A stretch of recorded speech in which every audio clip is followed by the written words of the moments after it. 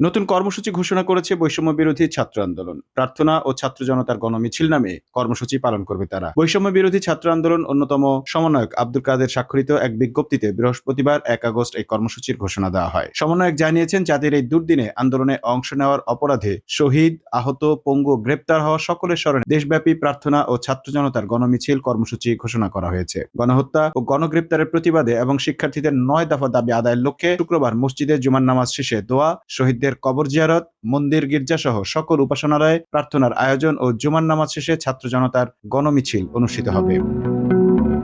বাংলাদেশের সকল স্তরের নাগরিকদের আগামীকালের প্রার্থনা ও ছাত্র জনতার গণমিছিল কর্মসূচিকে স্বতঃস্ফূর্তভাবে অংশগ্রহণের আহ্বান জানানো হয়েছে। সংবাদ বিজ্ঞপ্তিতে বলা হয়েছে, আমাদের প্রাণের জন্মভূমি আজ এক মহাসংকটকাল অতিক্রম করছে। শিক্ষার্থীদের শান্তিপূর্ণ কর্মসূচিতে আইন শৃঙ্খলা রক্ষাকারী বাহিনী ও সরকার দলীয় সন্ত্রাসীরা হামলা পরিচালনা করে শান্তিপ্রিয় ছাত্র জনতার রক্তের রাজপথকে রঞ্জিত করছে। কারো পরিচয় শিক্ষার্থী হলে তার ফোন চেক করে অত্যাচার, নির্যাতন চালানোর মতো দুঃসাহস দেখিয়েছে। শিক্ষা জাতির মেরুদণ্ড, অথচ আজ ছাত্র হওয়া যেন অপরাধ হয়ে দাঁড়িয়েছে। মানুষ গড়ার কারিগর শিক্ষক সমাজও রক্ষা পাচ্ছে না তাদের নির্যাতনের হাত থেকে। তারা বিশ্ববিদ্যালয়, স্কুল, কলেজের শিক্ষকদের লাঞ্ছিত করতেও ছাড়ছে না। শিক্ষার্থী ও আন্দোলনের সমর্থনকারী ছাত্র জনতা কাউকে পেলেই গ্রেপ্তার ও এর মাধ্যমে নির্যাতন চালানো হচ্ছে। পরবর্তীতে বাছাই করে পাড়ায় মহল্লায় রেড দিয়ে গণগ্রেপ্তারের নামে গ্রেপ্তার বাণিজ্য চালিয়ে যাচ্ছে তারা। গুম করার হুমকি দিয়ে আদায় করছে মোটা অঙ্কের অর্থ।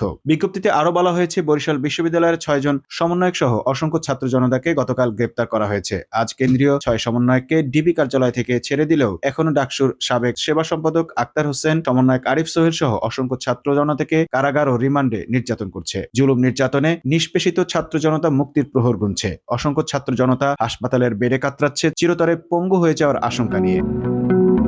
অনেক ছাত্র ও সাধারণ মানুষ চোখ, কান, হাত, পা কিংবা শরীরের অন্য কোনো অঙ্গ হারিয়ে চিরতরে পঙ্গু হয়ে গেছে।